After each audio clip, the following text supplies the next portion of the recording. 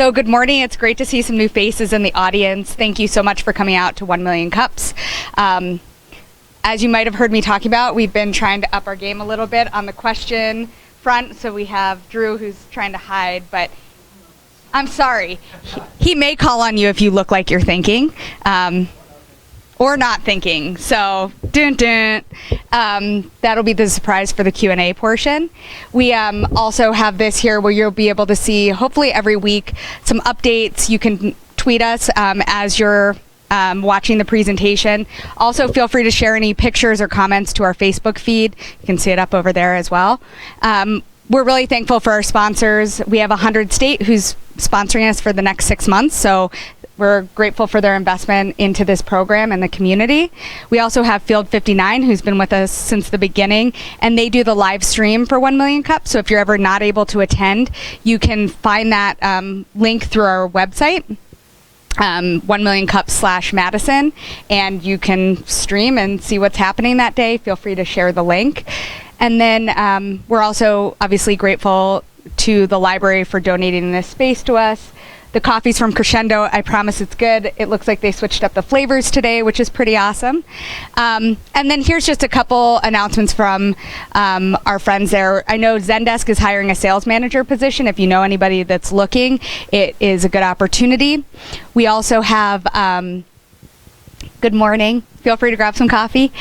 We also have the Spring Tech Kickoff tonight. That's a part of Forward Festival. It's going to be in the new Galaxy building. There is an Eventbrite out if you haven't registered, but it's going to be a great event. There's going to be beer sampling from Mobcraft. Johnny Hunter, who is a past presenter and owner of Four Quarter, is going to have food samples from his new restaurant, Middle West. And I believe there will be some ice cream sampling as well. So if the savory and the beer doesn't apply, then maybe the sweet will. And we are also hiring at Nordic internally for a billing and reimbursement specialist. Ideally, we're looking for somebody who has a business background. If you're interested, see Leah. She does all of our internal hiring over there. And then with that, we're going to kick off some introductions. So my name's Rachel Neal. I work at Nordic, and I'm also one of the organizers for 1 Million Cups. Hi, my name's Drew, and talking to the mic for the live feed. Okay. My name's Drew, and I used to work at Nordic. Hi, I'm Rebecca. I'm with Redux. I'm Melissa from Creative Business Interiors. I am Jeremy Udovich with Heiko Solutions. We're a custom offshore software and IoT development firm, and also machine learning as a service, with about 250 engineers in Eastern Europe, and we are HIPAA compliant. Hi, I'm Paul Temple, and I'm an attorney with Alpha Tech Counsel. Hi, I'm Dan Anderson with Baker Tilly. Molly Siegel with Talavant. We're a business intelligence consulting company here in town. Peter Benson. I'm a boring old banker with Park Bank here in Madison. I'm Leah Anderson. I'm one of the organizers of 1 Million Cups Madison, and I am with Nordic. I'm Drew Corson. I'm another one of the organizers at 1 Million Cups, and I'm an attorney at Nider & Boucher. Hi, my name is Tim Stum. I work for an organization called Wisconsin Health News. Hi, I'm Amanda Schwegler with Earthling Interactive. Steve Deinhardt, MulaPitch.com. I'm Tyler Camp with Catalyze. Hi, my name is Mark Olszewski, and I work with Catalyze. Good morning. I'm Matt Helf, independent digital marketing consultant. Hi, my name is Mason Liu. I'm a graduate student in UW Madison. I'm Nathan Sweet, and I'm with Catalyze. I'm Eileen. I'm also with Catalyze. And I'm Derek with Field 59. Give it back to Rick. Great. And we're going to turn things over to Casey. So take it away. Casey will give his presentation, and then we'll turn to you as the audience members to do some Q&A. Good. Thanks for my Catalyze cheerleading squad. That's awesome. Before I dive in, I guess, yes, my name is Casey Bryson. I work at Catalyze. We're right next door. But before I dive into telling you more about Catalyze, I wanted just to thank everybody for the opportunity to be here and speak, especially at 1 Million Cups. 1 Million Cups is actually how I learned about Catalyze and how I started working there. I came from a small development firm in Verona called Epic. You may have heard of them, but I'm happy to be at Catalyze and to be here today and tell you more about what we do. The presentation that I'm giving, I'm actually going to give next week at a conference in San Francisco called Health Excel. It's a matchmaker conference for healthcare industry.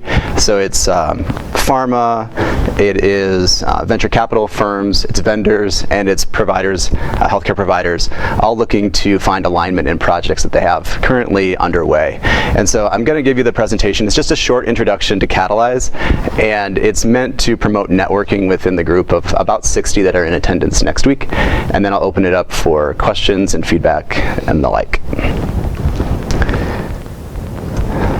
So yes, it's true that I love healthcare, I love working in healthcare, but I also love cars. And if you know me, if you get to know me, let's talk about cars, that'd be great.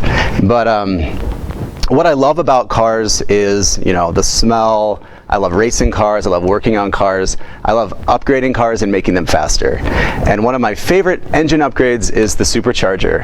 And the reason I love the supercharger is because it's fast and it's cost effective, and you can bolt it on and get about double your power output from your engine. And I'm going to tell you how Catalyze is like a supercharger for healthcare IT. So this is where my two worlds combine. 51% of digital IT startups fail within the first 20 months of their launch.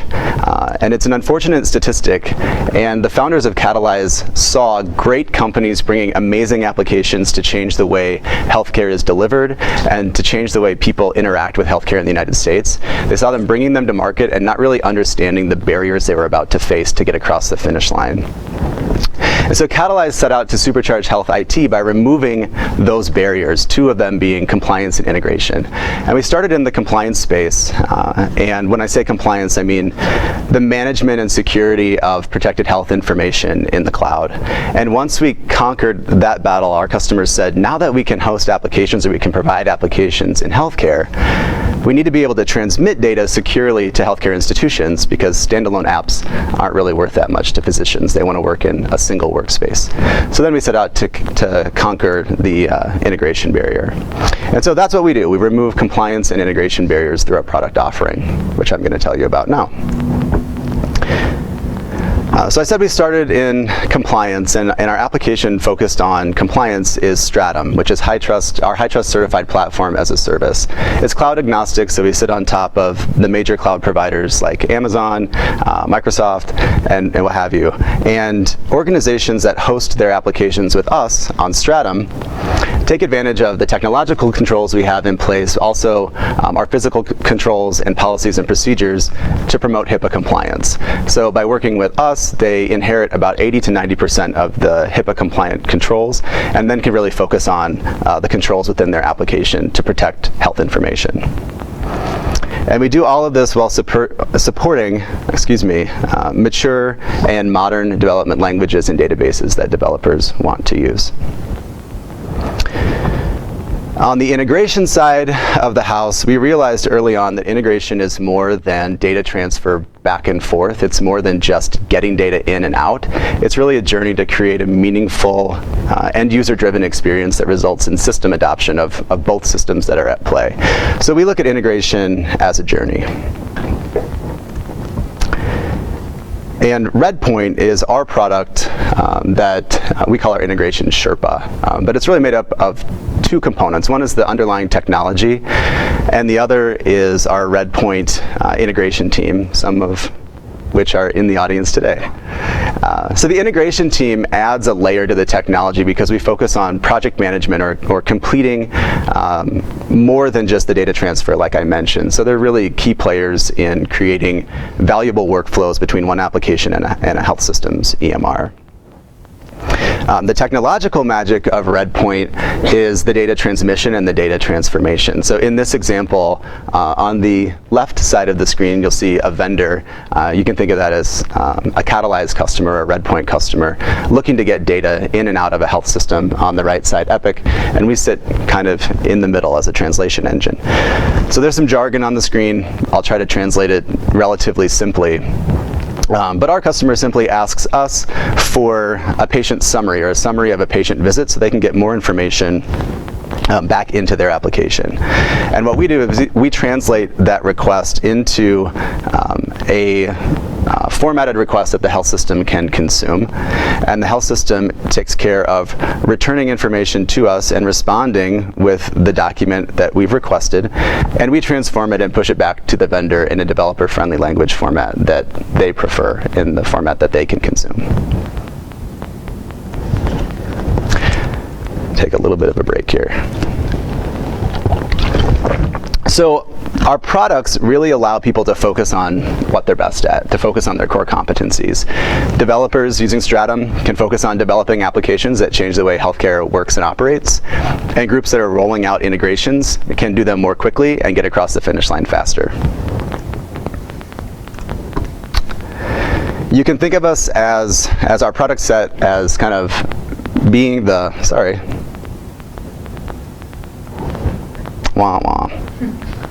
being the piping that's connecting vendors in the United States to health systems.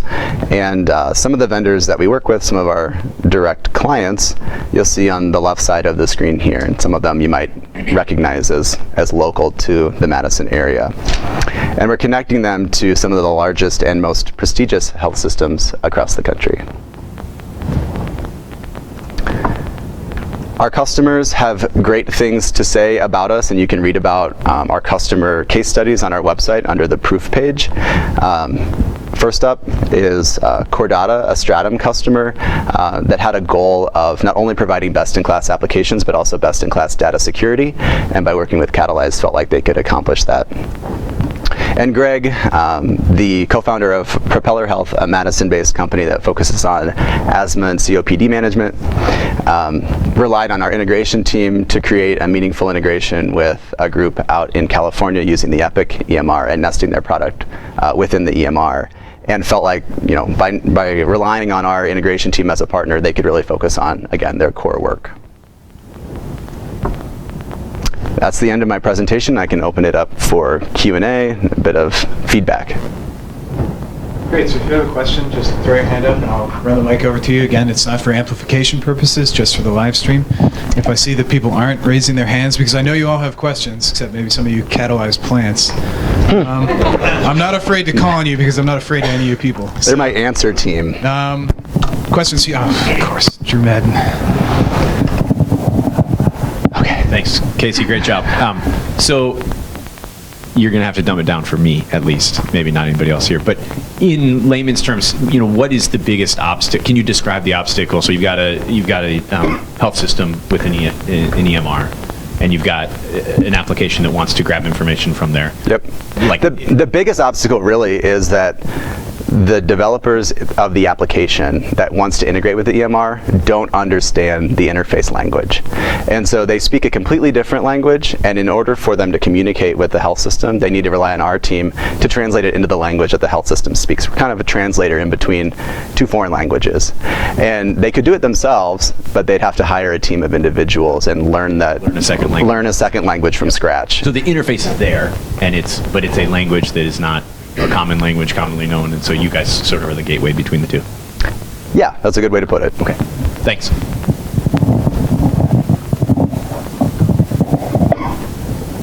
Casey, just tell me again, Redpoint and Stratum, what were those? Was one for the compliance and one integration? Is that what they were? Correct. So Stratum is our application that ensures and promotes compliance of applications hosted on it. It also ensures compliance of the data that flows through Redpoint, and Redpoint is the integration engine. Thanks. You're welcome. With Stratum, do you also work with the vendors for their own internal compliance issues regarding their access to the data and the security procedures they keep internally? Or is Stratum strictly the data storage, the application running on AWS?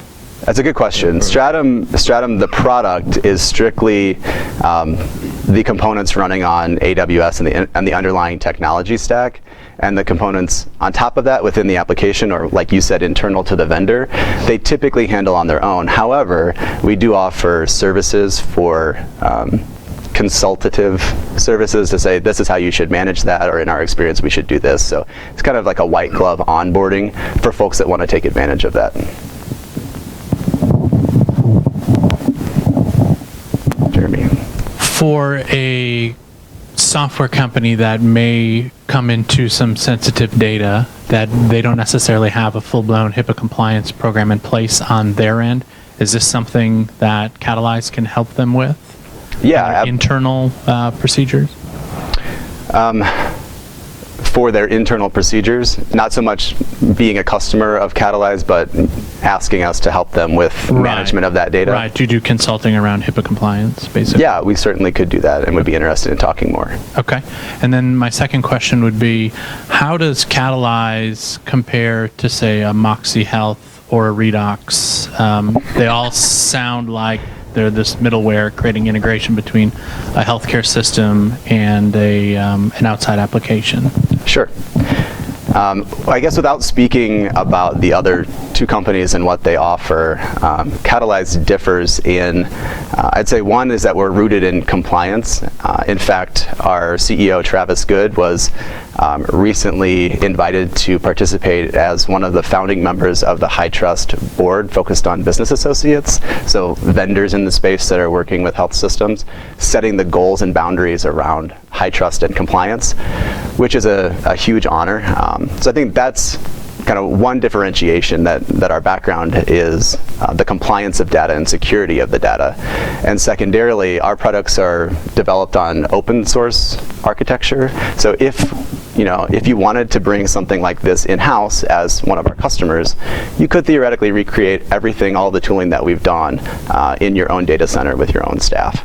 So I think those are the two main differentiators in the space. Any Redox counterpoint? Which That's what you almost got. Wow. No, I think what Casey said makes a lot of sense, and actually a lot of our application partners may have interest in leveraging Catalyze for their hosting services.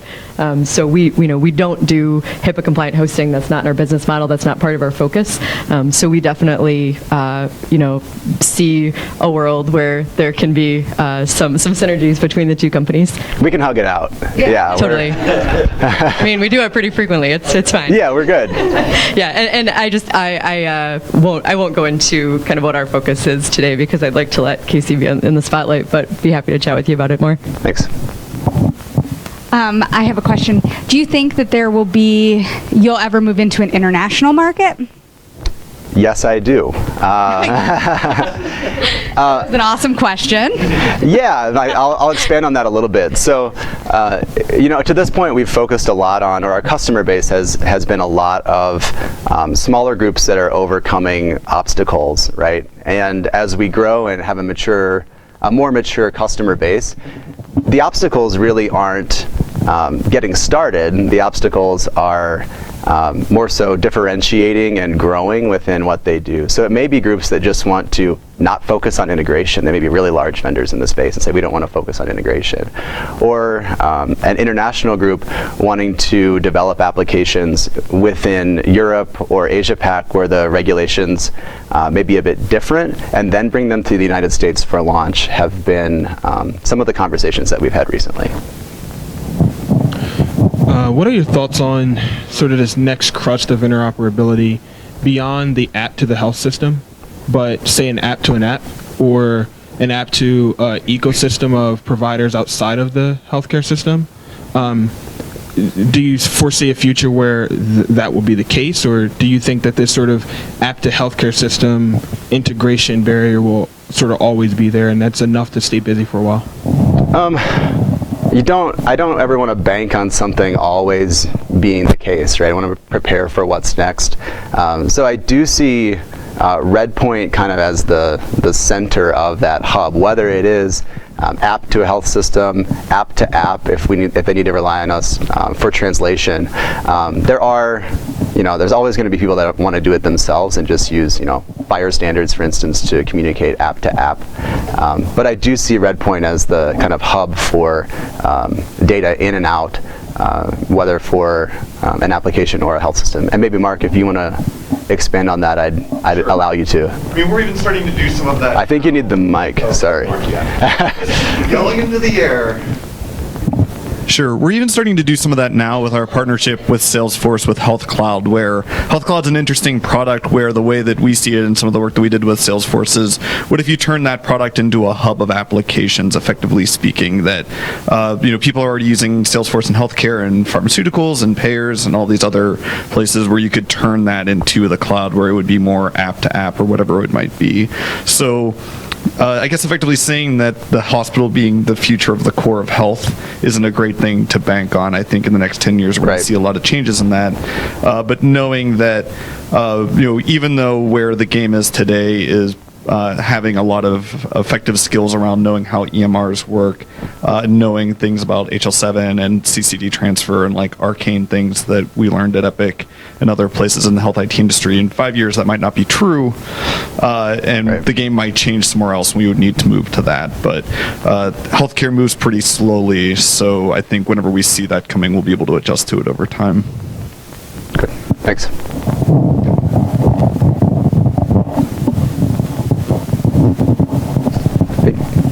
Oh, go ahead. Yes.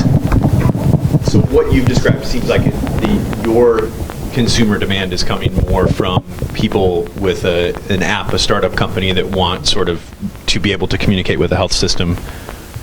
Over time, do you see the opportunity for that to change, where as health systems become more consumers of apps and over 5-10 years down the road, they're either going to need to have a suite of apps or they're going to be acquired or go out of business, that type of thing? I mean, does your consumer focus switch at some point, or has it already switched, or are you looking at at those types of things?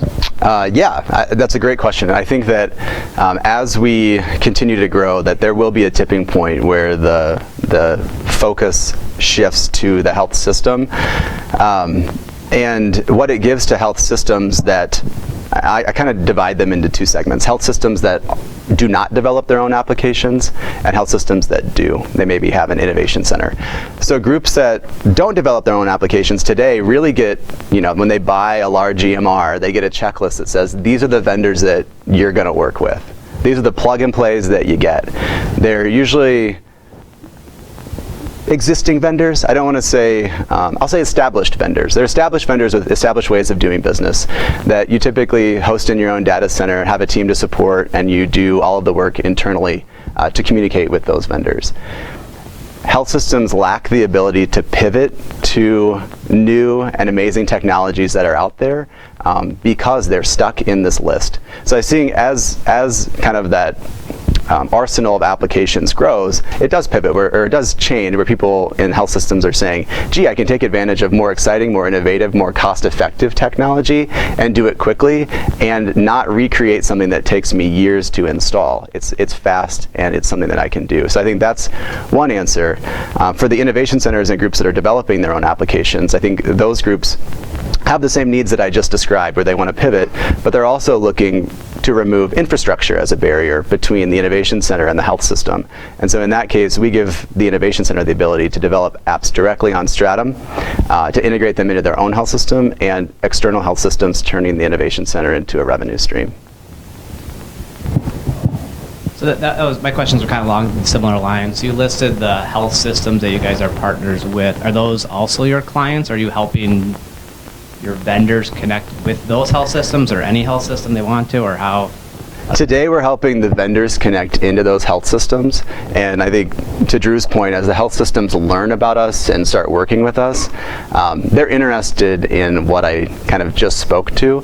So you'll see us kind of going down that path as people are requesting to work with us. We get emails from the health systems saying, do you know anything about, FHIR? Where are FHIR standards today? What are they really, and how can I use them? So they're definitely reaching out to us, and I see us growing in that space. Sure. So the vendors you guys work with, you can only help connect them to your health system partners. Like can you help Propeller connect with UW or Sure. Meritor or? Exactly, and that's kind of the beauty of the implementation team, kind of rooted in project management, is they create scalable, repeatable integration. So for the Propeller example, for instance, that integration may have took a number of months, 3 or 4, and the next time that we do that, it may take a number of weeks with any health system across the country using the same EMR. And so it's through project management, creating kind of cookbooks, decision guides, and then speeding the build process along through kind of spreadsheets and templates. Sure. Okay. Thanks. You're welcome.